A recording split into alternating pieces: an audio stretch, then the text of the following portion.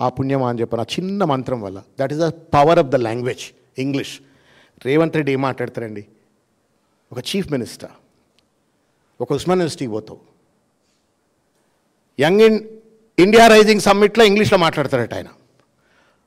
ఉస్మాన్ యూనివర్సిటీలో బీసీలు, ఎస్సీలు, ఎస్టీలు చదువుకునే దగ్గర మాత్రం మీకు ఇంగ్లీష్ రాకున్నా పర్వాలేదు అని చెప్పని అంటున్నాడు. అంటే మీ మీ మీ పెద్ద పెద్దోళ్ళు, పారిశ్రామికవేత్తలు, బాగా డబ్బున్నోళ్ళు, పెద్ద పెద్దోళ్ళు అంత ఇంగ్లీష్ మాట్లాడాలా? బీసీలు, ఎస్సీలు, ఎస్టీలు చదువుకునే విశ్వవిద్యాలయాల్లో ఇంగ్లీష్ రాకున్నా పర్వాలేదా? ఇదేం పైత్యమా? ఇదెక్కడ విద్య? ఇదెక్కడ దార్శనికత? అసలు తెలివి ఉందా? తెలివి లేదా? ఈజ్ అన్ ఎడ్యుకేషన్ మినిస్టర్, విద్యాశాఖ మంత్రి ఆయన.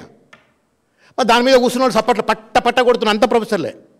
మరి వాళ్ళకేం చెవులకు ఏమి వినబడ్డదో అది అర్థం కావట్లే, ఆయన ఏం చెప్పిండో అది ఏం సోత్యం అనిపించిందో అర్థం కావట్లే, ఒకటే చప్పట్లు కొడతా ఉండరు. నేను ఎందుకు ఈ బాధ ఏమంటాడు చూసిండ్రా? అది కూడా కేటీఆర్ గారిని టార్గెట్ చేయడమే. మళ్ళా గుంటూరు కేటీఆర్ గారిని టార్గెట్ చేయాలా?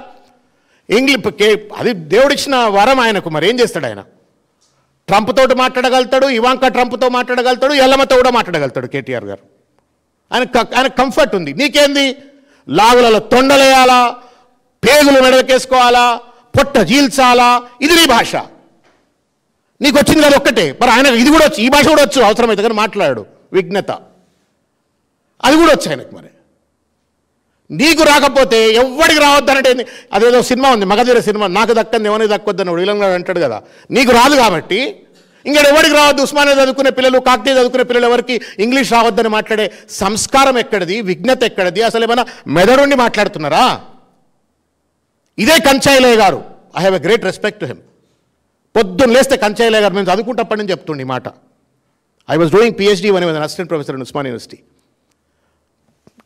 ఆర్ట్స్ కాలేజ్లో డేటా సెంటర్లో పక్క కూర్చొని మాట్లాడుతుంటాం సార్ తోటి. ఆయన ఒకటే అంటుండే, ఇంగ్లీష్ నేర్చుకోరా భయ్ మీరు ఫస్ట్ అని. ఆ మంత్రం అప్పుడు అన్నాడు, ఇప్పటికి కూడా అదే అంటుండు. 80 ఏళ్ళ వయసుకు వచ్చి ఉంటాడు, ఇప్పటికి కూడా అదే మాట అంటాడు. రాహుల్ గాంధీ దగ్గర పోయి కూడా అదే మాట చెప్పిండు ఆయన. If you want to strengthen this country you learn English.